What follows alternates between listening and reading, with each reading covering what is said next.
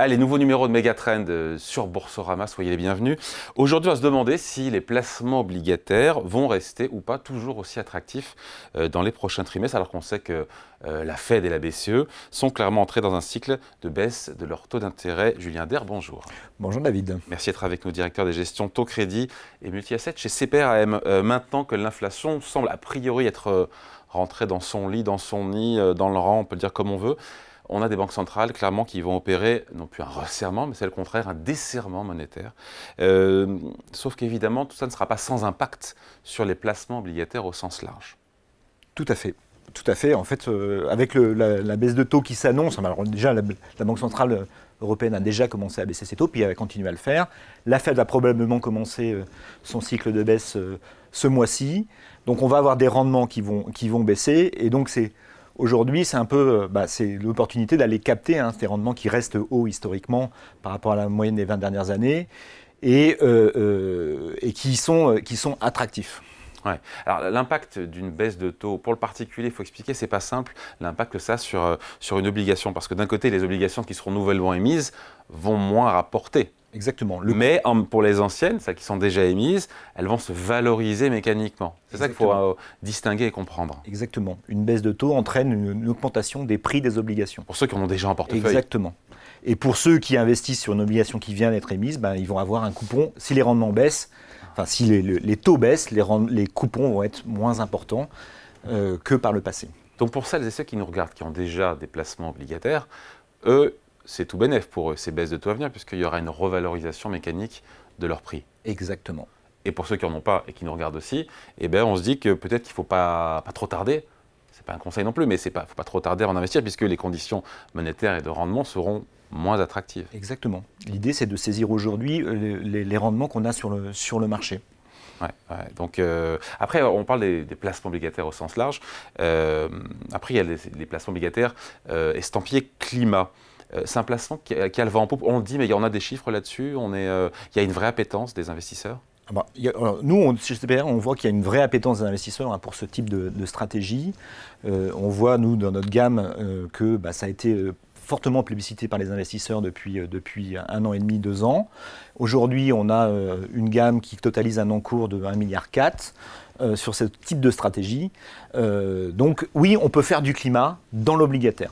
Ouais. L'idée, c'est un peu de faire coup double, je ne sais pas si on peut le dire comme ça, Julien, mais de se dire que d'un côté, on a, ce qui est rassurant, une obligation mise par une entreprise, donc avec des coupons qui sont versés, le capital qui est rendu au bout de X années, et en même temps, trouver des boîtes qui sont, si possible, plus alignées sur l'accord de Paris et qui permettent à la planète continuer à être vivable. Ouais, clairement, l'objectif est de répondre aux 2 attentes des investisseurs. On peut vraiment. Oui, on peut le faire.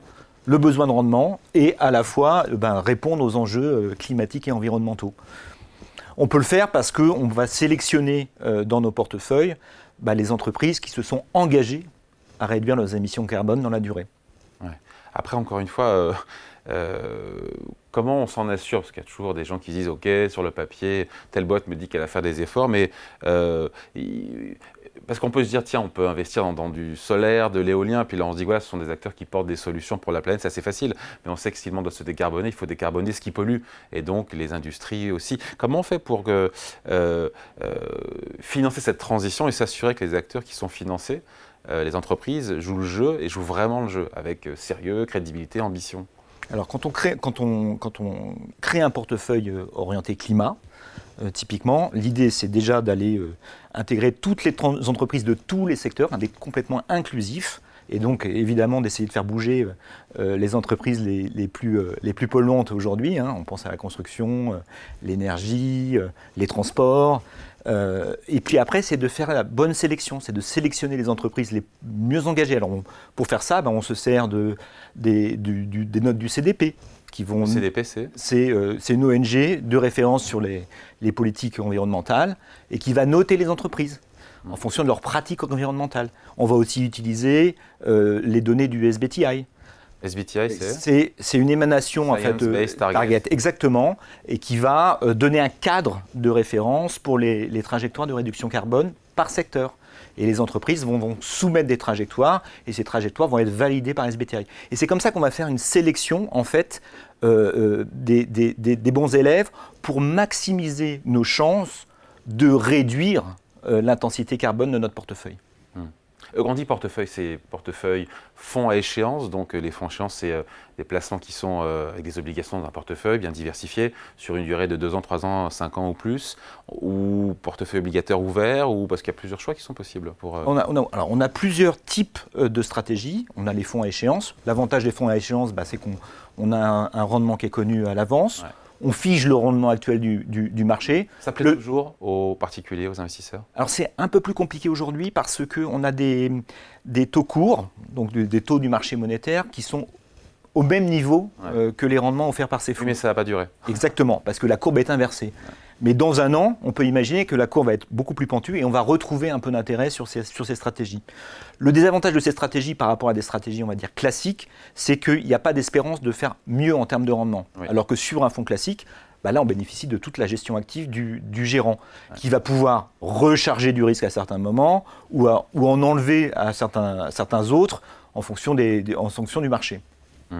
Il y a une vraie demande de la part des investisseurs pour vraiment mesurer l'impact positif sur la planète de leurs investissements, notamment dans l'obligataire. C'est vrai que quand on pense climat, on pense souvent action. C'est l'occasion de dire qu'on peut aussi le faire via l'obligation avec un profil de risque plus défensif. Mais il y a ce besoin, cette demande des investisseurs de s'assurer que ce n'est pas juste du marketing. Il y a un besoin extrêmement fort. C'est-à-dire que le besoin de communication de la part des sociétés de gestion sur ce qu'on fait dans nos stratégies est essentiel. On a besoin d'informer, de donner des chiffres clés. Et c'est pour ça que nous, dans nos stratégies climat, chaque année, on publie un rapport d'impact où on va donner des chiffres clés. On va donner où en est la décarbonation de notre portefeuille, quels sont les plus gros contributeurs à la décarbonation du portefeuille, etc. etc. Et il y a aussi un autre aspect, c'est l'engagement. L'engagement qu'on va mener auprès des entreprises. On va entamer un dialogue avec les entreprises et c'est ça qu'on va communiquer aux clients. On va dire voilà, on a engagé avec telle entreprise, on s'est fixé un objectif, on a fixé un objectif avec elle et raisonnable sur lequel s'est engagée l'entreprise. Donc c'est tout et c'est là-dessus qu'il faut communiquer. En fait, on a le sentiment que l'investisseur a besoin de preuves pour juger de la pertinence des stratégies. Julien, pour clore et synthétiser un petit peu tout ce qu'on s'est dit, finalement, le timing reste bon pour investir sur l'obligataire climat.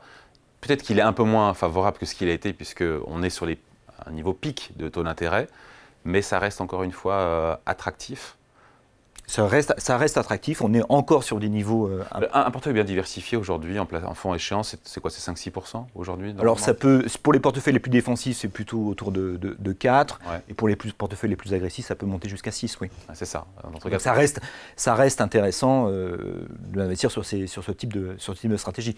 L'année prochaine, probablement, puisque si on écoute le marché nous dit qu'il y aura à peu près 150 points de base de baisse de taux supplémentaires de la part de la Banque centrale.